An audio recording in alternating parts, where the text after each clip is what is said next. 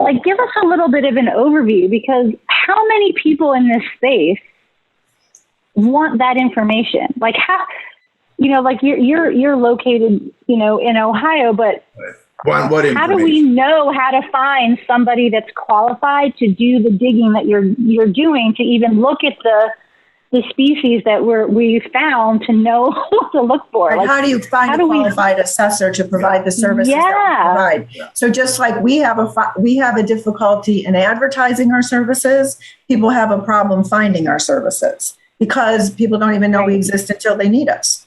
So what would be clues? What would be clues that we would look for? So we know there's mold remediation. Sure. We're in Connecticut, and we know there are mold remediation providers, but we're always sort of scratching our heads around, how do we know that this person is good? I mean, I recall when I was in my residency, a patient of mine saw a mold doctor. This was in Atlanta, and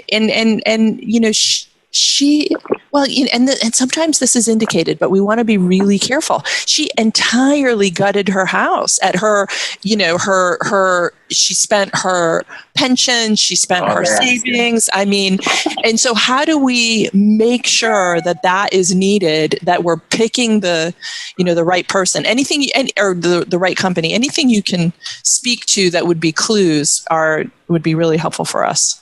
Okay, so and I think Nancy will agree, if we need to find a remediator in a specific area of the country for whatever reason, a customer that's moved or something, there's a couple of places to look, some professional organizations. But in a lot of instances, we contact the labs that work with the assessors. Because people that produce lab results, write treatment plans, and know what they're doing have relationships with their lab.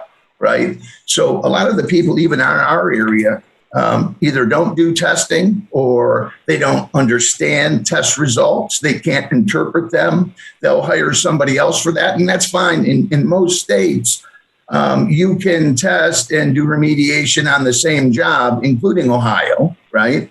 We test and do post-remediation verification, which is the lab sample process, on every single job we do, because we need to know that it was done properly. So I would contact a laboratory. Do you guys work with a lab that does mold sampling? Or we could provide you a few. Yeah, we could definitely provide you the names of some laboratories. Yeah, if you could provide a few.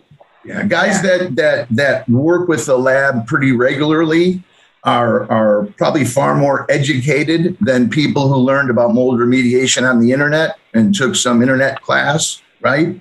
And it's kind of scary. So